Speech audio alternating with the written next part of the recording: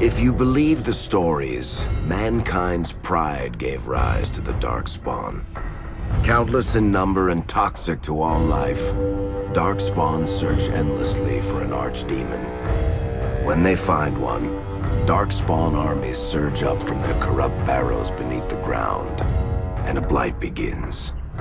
Grey Wardens are the only warriors capable of destroying an archdemon, and history always honors the one who sacrifices all to kill the beast. In the fifth Blight, the Warden was the hero of Ferelden, a hunter from a clan of Dalish elves. The hero discovered a corrupted elven artifact and was tainted by the same foul magic that drives the Darkspawn. The only cure for the young elf was to join Duncan as a Grey Warden. The allied Ferelden and Grey Warden forces met in Ostagar, where King Kaelin's armies and a host of wardens gathered, ready to destroy the Darkspawn. But valor turned to despair as Loghain betrayed his king. Kaelin's forces were slaughtered, and the south was lost. The hero, now a full-fledged Grey Warden, survived with the aid of Flemeth, the mysterious witch of the wilds. Joined by Flemeth's daughter, Morrigan, and a Grey Warden named Alistair, the hero set out to build an army strong enough to abolish the Blight. With the traitorous Loghain now seated on Ferelden's throne, the Warden sought help from the influential Arl Eamon of Redcliffe. However, they arrived in Redcliffe to find the town under siege. As each night, undead rose in waves and assailed the battered village. With the hero's help, the people of Redcliffe stood fast against the undead horde.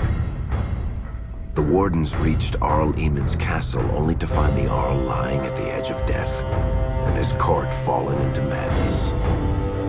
To save his father's life, Eamon's young son, Connor, had made a deal with the demon and quickly fallen victim to its possession. Connor's life was sacrificed to end the demonic threat to Redcliffe. But deals with demons are never straightforward.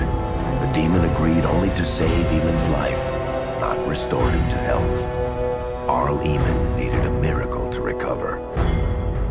The hero located an urn containing the sacred ashes of Andraste, which were said to cure any ailment.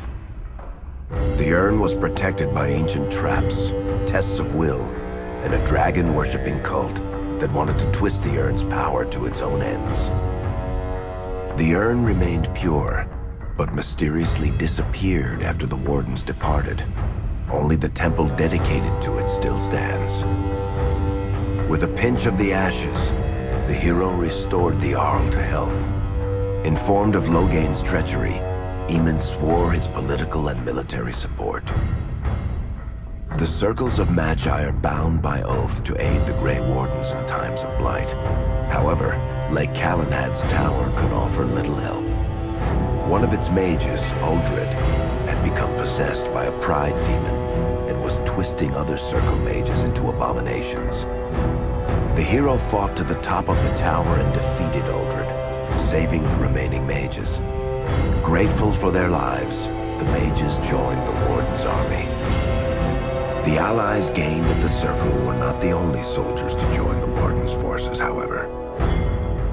Dalish elves don't usually make alliances, but even deep hatred can be set aside in the face of oblivion.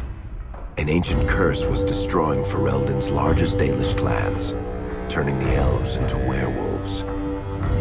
Zathrian, the clan's keeper, claimed that the cure required the heart of the great wolf, Witherfang. Years before, Zathrian himself had afflicted a group of humans with the curse that now ravaged his clan. As long as he lived, the curse endured. The hero freed the werewolves from the long-standing curse, and the Dalish joined the Warden's forces. Blights may happen hundreds of years apart, but the dwarves who live below the surface of Thedas fight Darkspawn every day. No one is better schooled in battling Darkspawn than the warriors of Orzammar, except perhaps their allies of old, the Grey Wardens.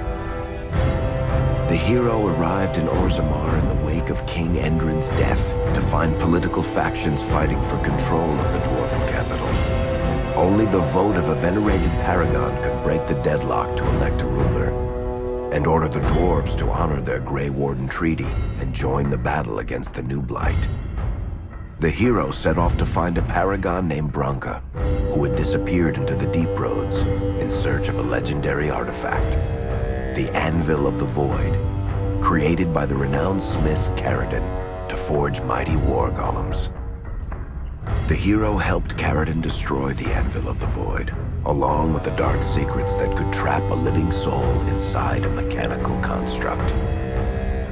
The hero emerged from the Deep Roads with a master-forged crown to bestow the Paragon's favor upon whichever rival candidate would be crowned king.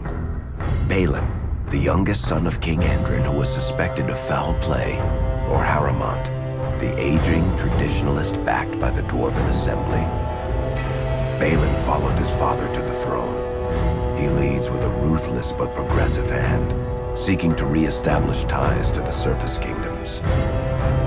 With Dwarden's strength now bolstering the Warden's army, the hero had to deal with Loghain, so Ferelden could stand unified against the Darkspawn, before the Blight swallowed the world.